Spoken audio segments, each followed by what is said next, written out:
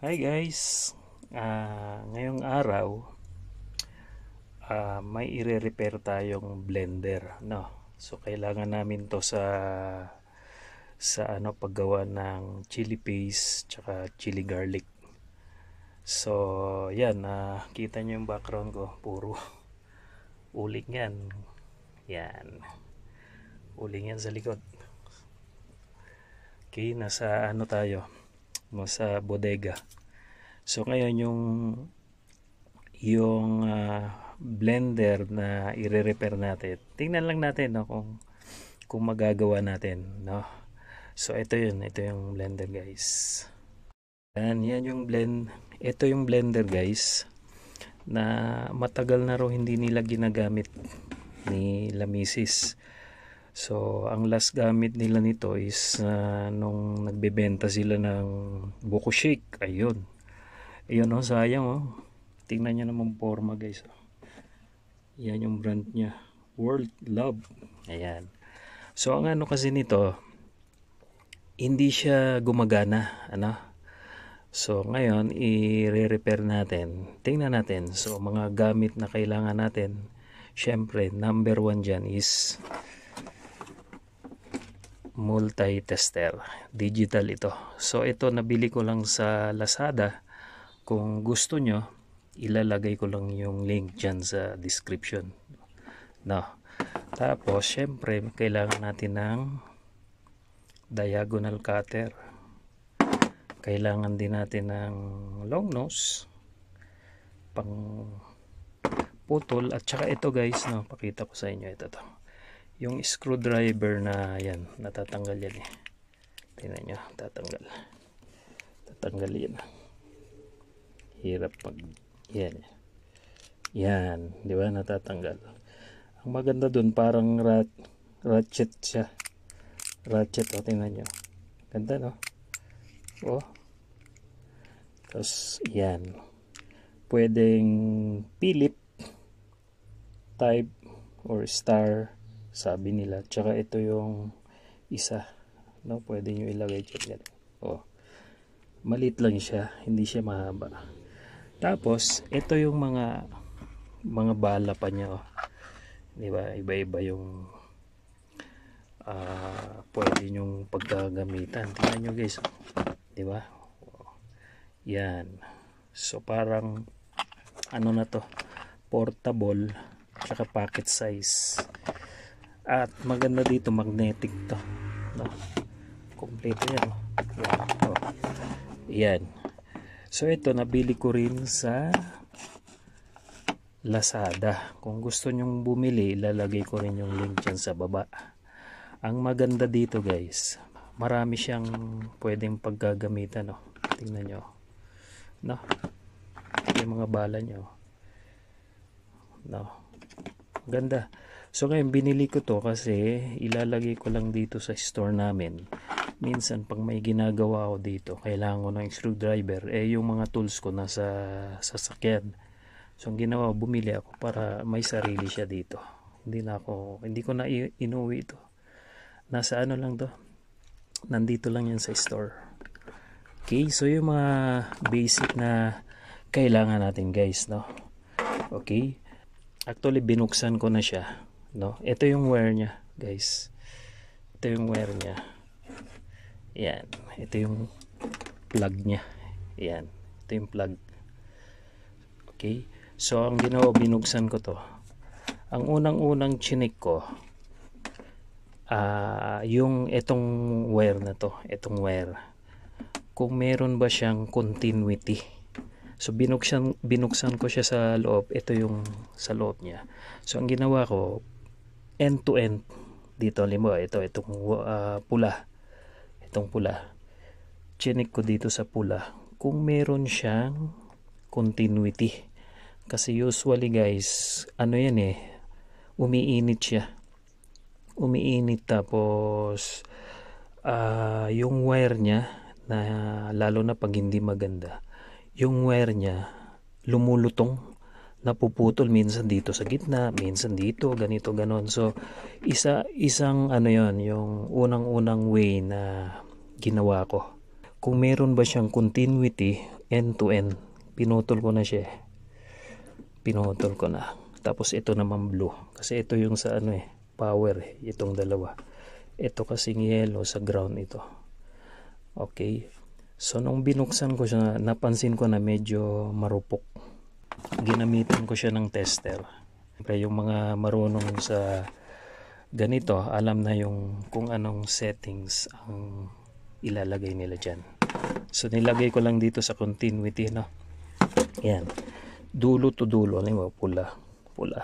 So doon ko nalaman na suspect ko na itong wire ang problem. Tingnan nyo guys, oh. Oh, malutong siya, oh. Nababali na, oh. Yan, 'di ba? Bali na siya, oh. Kasi nga umiinit 'yan eh. Oh, bali na, oh. Oh. So, tendency, ito yung problema. Okay? So, yan.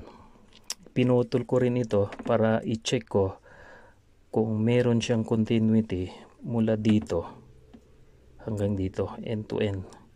So, na-confirm ko rin na wala. So, merong problema itong wire na to. Ganito ko ginawa, no? Yung pagbukas. So, syempre, tatanggalin nyo to. Yan. Tanggal yan. Tapos, itong rubber niya, tatanggalin nyo.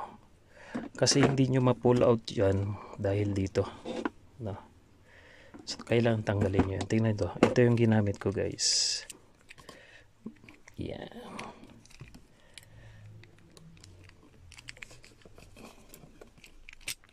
Yun. Tingnan nyo. Yan. So, maliit lang, no? Cute. Para yung nanonood, cute din. Yan. Ganun lang. Oh. Ito yung una-unang tatanggalin nyo. Yan. Okay. Tapos, meron siyang 4 na screw. Yan, 4 na screw. So, tatanggalin din natin yan. Although, ginawa ko na, pero ipafinalize ko pa kasi merong kailangan na ano eh. Siguro by Monday ko na gawin, ituloy. Pero gumagana na siya. Yan. So tanggalin natin. Pakita ko lang sa inyo kung paano ko ginawa. Kumbaga, paano ginawa nung sirani ko muna tayo ngayon. Yan, tingnan nyo. Ganda, no? Para yung nanonood eh, maganda eh. Parang ikaw, maganda. Ayan, magnetic yan guys. Oh. Diba? So usually mga screw ilagay nyo lang sa isang ano, yan lagayan para hindi ma-misplace. Madali ma-misplace yan eh. Yan.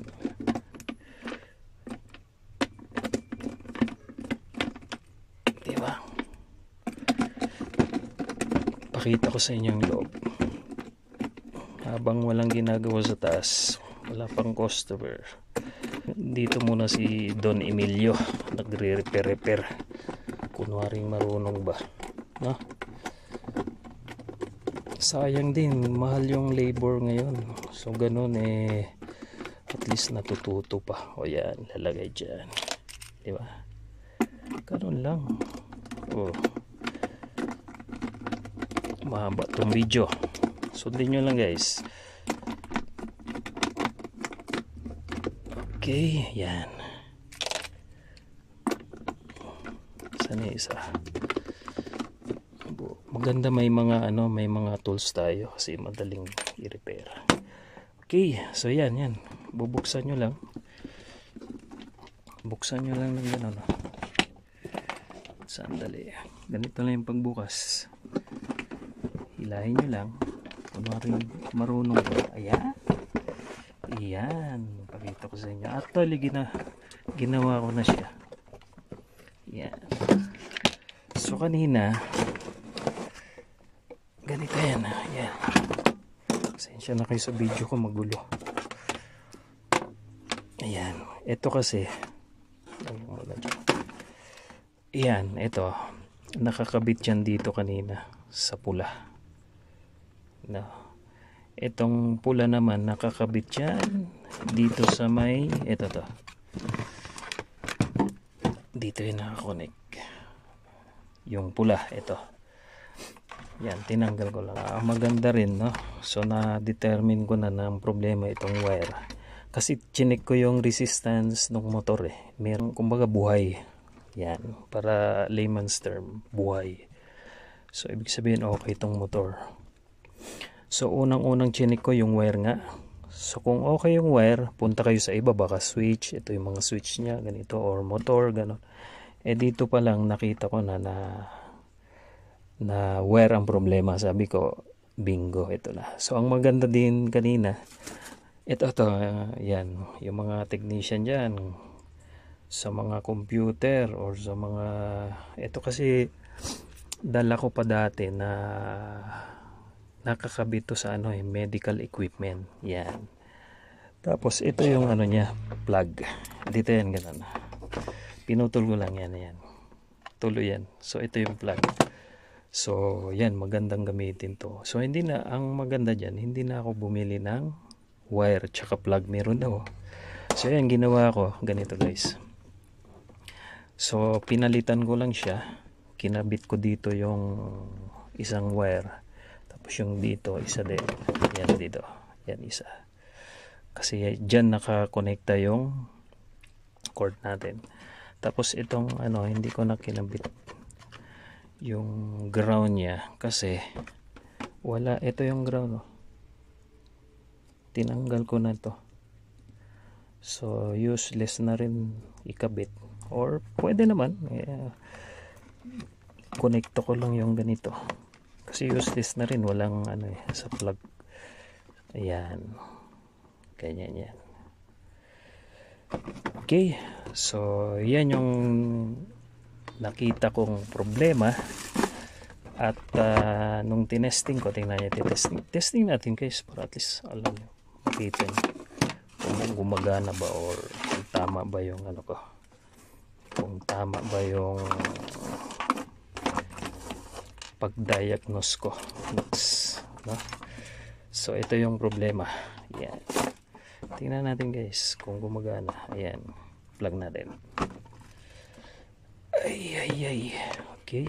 So sa likod kasi yan, may kuryente na yun guys. Dapat marunong kayo dito. May idea kayo kung baga. Yan.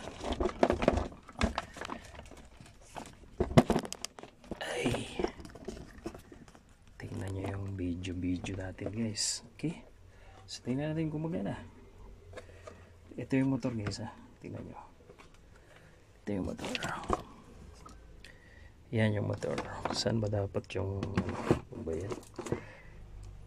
Dito na nga. O dito ba? Ayan. At least makita nyo. Testing natin. Huwag gayahin to guys lalo na kung may wala kayong mga idea dito, no? Kasi kuryente yung may life, na yan, kuryente. Diba? Hangga. Diba? Diba? So gumagana. Kanina wala eh. Okay, so ngayon syempre pag ganyan guys, unang gagawin nyo is tanggalin nyo ulit to para safety first. So wala nang yan. So ngayon finalize ko na lang yan sa sa Monday dahil ito, nakikita nyo to guys. Yan, meron ako sa bahay ng ganito. Saan ba yun? Saan yung itim kanina? Nawala na siya. Ganito. Yan, meron ako sa bahay, no? Para ang gagawin dyan, ilalagay sa ganito, tapos i-clip na lang ganon. Safety yun. At maganda rin yun dahil para hindi siya gumalaw-galaw. Kasi ang tendency din yan guys, pagka loose yung connection nyo, nag-spark yan eh. Yan din yung cause ng sunog. Yan din yung cause ng ng mga aksidente. disgrasya ba. So ang pinaka the best dyan, parang ito guys, oh. Ito to, tingnan nyo, may clip siya. Ito yung ganito, meron ako sa bahay. Gawin ko lang sa bahay later on. Ayan. So ikabit ko yan dito, tapos iklamp ng plier, tapos suksok na. Pwede na yung gano'n, no? Parang ganito guys, tingnan nyo. Kasi hindi pwede yung ganito, yung ganyan. Or pwede rin i-solda nyo, pero mas maganda to kung meron kayong ganyan. Yan. Okay. Yan, may guide naman yan. Tingnan nyo. Ano yun? Yan. Ganyan. Tapos yung screw nya. Yan. Tapos ito yung screw nya. Lagay nyo dyan. Ayan. All goods na yan guys. All goods na yan.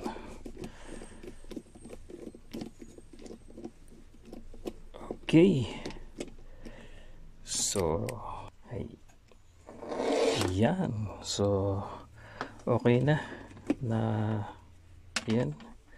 Nalagay ko na yung screw. So testing natin guys para makita nyo. Yan, testing natin. Okay. Oh, diba? Ang galing. Praise the Lord. Yan. Dito yan. So pero lalagay mo muna to.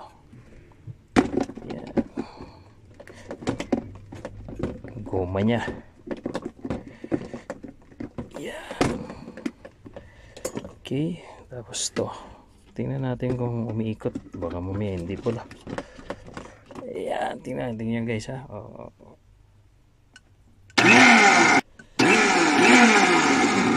Okay. So yun lang guys. Ito yung mga ginamit natin. Yung sinabi ko kanina. Mga tools. Ayan. Siyempre ito importante rin, multi-tester. Okay. So yan yung nagawa natin ngayon habang wala pang customer sa taas. Dito muna tayo sa baba, no? So yun lang guys, may nagawa na naman tayo ngayong araw na to. So productive day na naman, no? So yan yung ni-repair natin. So magagamit uli namin to sa sa paggawa ng